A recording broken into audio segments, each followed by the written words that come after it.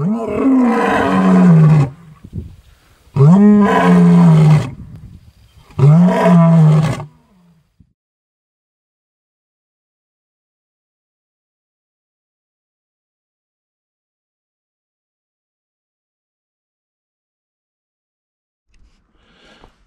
now you see I've made a start and I've put it up onto ramps, and I'll be placing her on the commercial axle stands, commercial vehicle axle stands, and they will be positioned in this area here, just forward of the radius arm, if you can get to it, somewhere underneath there, if you can see it, because I can't.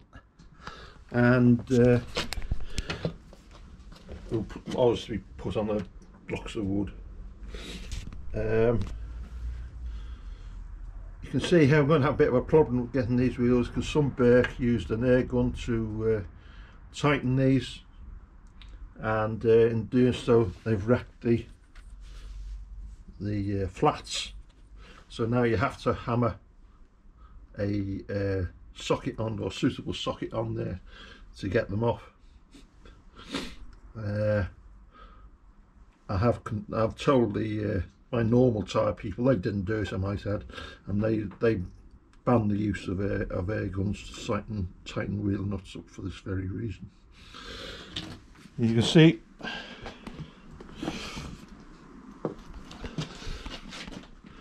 unfortunately I've got her in slightly in the wrong position, and that's if I jack her up anymore, the boot lid's going to take that light out, so I'm going to have to take the tubes out at the very least, and hopefully it doesn't cause too much of a problem. You can always might be able to know that I've also got a bit of a leak into the boot here, and I've put it down to this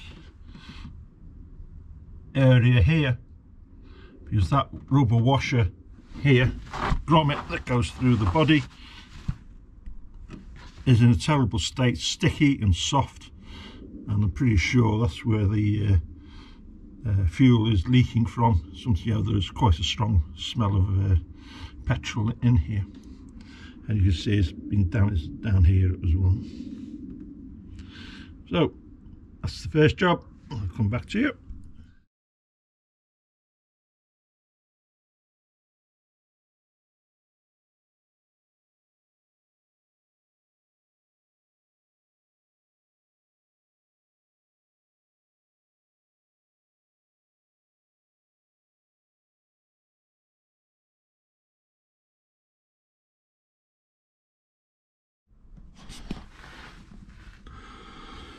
Well, here we are underneath, and you can see it doesn't seem to be too bad. I've seen pictures of a great deal worse than this. There are a few weeps down here, which are going to have to be attended to, obviously. This is one reason it's coming off.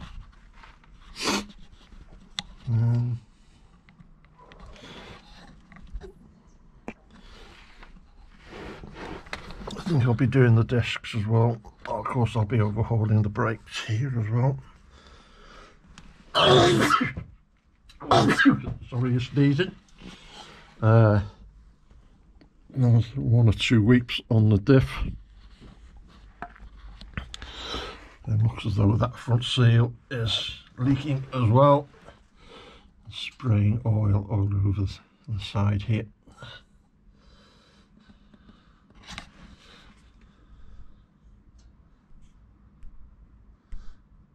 Where are we? Come on. You can see here it is reaping a wee bit. As you can see, the side's not too bad. Again, I've seen worse. Of course, the dampers and springs will probably be replaced as well. You can see I've already replaced part of the exhaust. I was I'll be replacing this as well with stainless steel system, I hope. So it shouldn't be too hard to drop out. I did it the other year, and in fact they've only probably done 50 miles, 75 miles at the most, I should think. So if anyone is interested, give me a shout. I'll come to an agreement on price in due course, not just yet though. Okay. Well, you can see I've made a start, and the first thing I've done is to remove the back boxes, because basically this is the only way you could get them off is by cutting them, and it doesn't really make any difference because they're going to be replaced anyway. But you can see here there's been a fair amount of bodging going on in the past. What a way to do things. Appalling. Here's how it should be. Well, what's left of what it should be like. I always thought there was something funny because one pipe was longer than the other coming out the back. And now we know the reason why. Anyway, they're going to be, say, replaced with a stainless steel system eventually. But in the meantime, I'll have to put a normal system, mild steel system on. In fact, there's, as I told you before, there's already 3 courses there already, so I'll just buy these back boxes and put those on for the time being.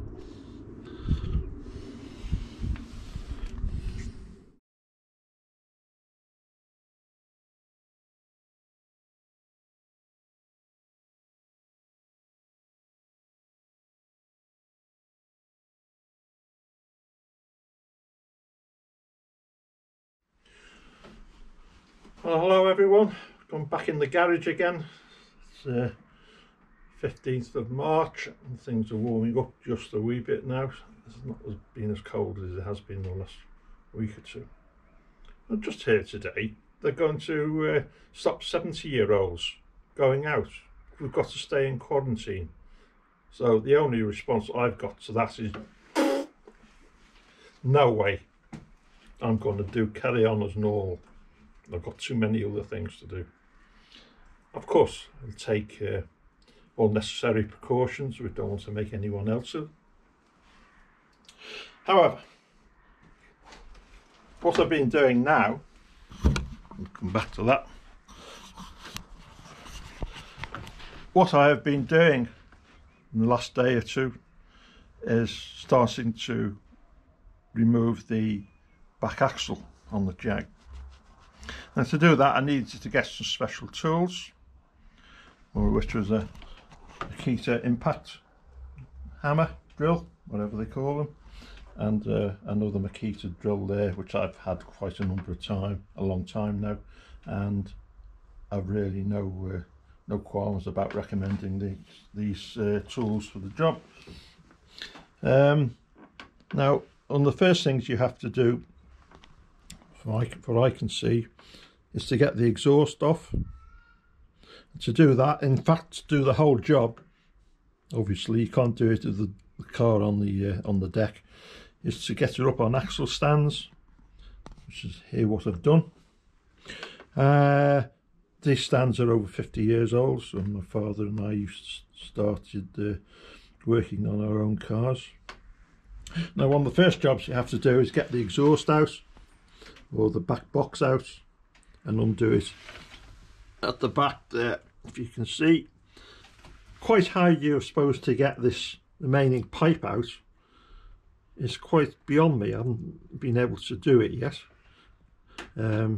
So I've been using a 1mm cutting disc, and that made short work of the pipe, just enough to be able to work. And when I've dropped the cage down, I'll be able to remove the remainder of it. Quite how I'm going to get another section in, I really don't know yet. That's something I'm going to have to think about. So one of the other first things you have to do to drop, in fact, before I go on to there, now lots of people say it's dead easy to do it. All you have to do is undo these 4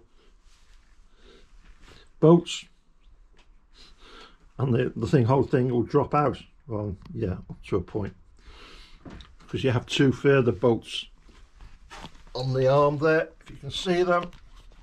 And keep the camera straight, I'll show them later. And there's obviously another set on the other side. Now to get it up to this height, obviously I haven't got a lift. I drove up onto ramps and used my hydraulic jack with 3 pieces of inch thick timber, which were placed underneath the centre of the differential, and it was pumped up, and that was only just about high enough to get it up onto these axle stands. Now, other things you have to remove, this obviously has ABS on it, is that there's a mounting point there for the ABS, and there's a couple more down there which are held in by Phillips screws, and you really have to use a hammer drill with the correct fitting Phillips screw head, that is, to get it out. Otherwise you're just going to make an awful mess of the head, and it'd be an awful job to get it off. Now I've slackened those 2 forward bolts off there just to be able to do some work, and of course I've got these 2 to do, and then I'll put either a ring spanner or an open-ended spanner on the other end, on the bolts on the other end, and hopefully they will come up. I doubt I'll be doing that today. Anyway, just give you an indication how this impact drilly thing works. The first thing you've got to have is the correct fitting. Very few of these are imperial sizes, and these are of course imperial sized bolts, and it is important that you have these with a snug fitting on the head, otherwise you'll destroy the head. So I'll just give you a demonstration. Hopefully this one works. Just make sure it fits, goes on properly. Oh, that one in anyway. Okay, and there we go. Let's try this one if we can get it on. There you go. So with one of these, it's simple as easy. 1, 2, 3. I hope anyway. And with that, I'll come back to you later. Now you can see here, this is the driver's side of the car, and this is the bush on the what they call not stringy arm, I suppose, but you can see there it's just supposed to, it's just breaking, has been breaking up for quite some time, and I had intended to replace these anyway. So that's one bolt I've got to get off and under there, and you can see the other one is there somewhere. This is what I'm going to do now. I'll have to put the camera down, I'm afraid. So we carry on doing the work on the cage. The first thing one of the things you have to do, of course, is disconnect the handbrake cable, and you can see that nipple of it there. If you can waggle the cable, if I can, if I get hold of it. There it is there. Now to do that, to slacken that off, you virtually have to disable or take apart the handbrake handle beside the driver's seat, and with this being a convertible, you have to take the driver's seat out to get it. So that was quite a bit of a palaver. Now the next thing we've got to do is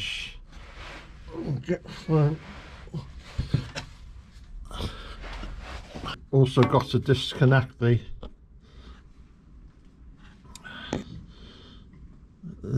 brake hose, which is you can just about see there, and to undo it you've got to undo that piece there.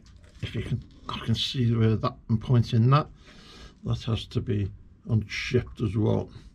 Now as I'm changing the brake fluid in this as well and replacing the brake hose, that's going to be disconnected I'll take it off completely, and I'm going to allow the fluid to drain out. And when I've done that, I'll come back to you, because I can't do everything.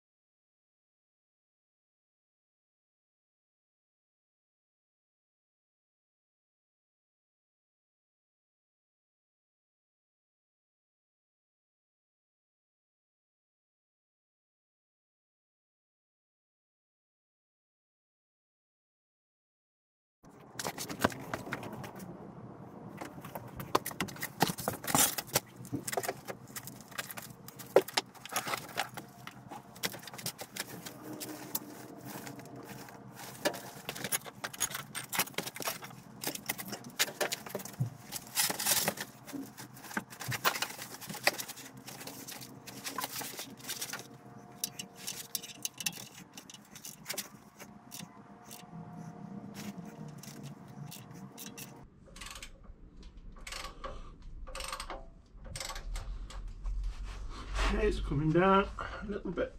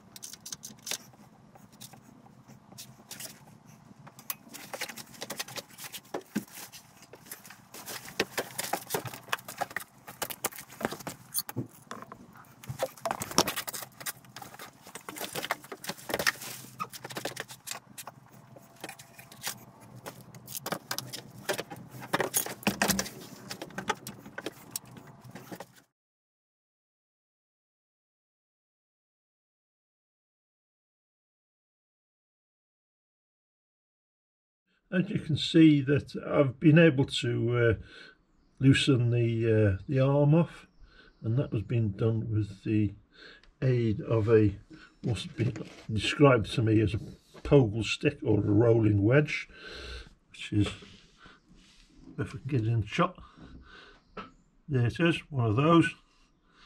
and it really did come off quite easily after that. Now the back axle is free now, and I can drop it down in the next few minutes, I hope. We'll go from there.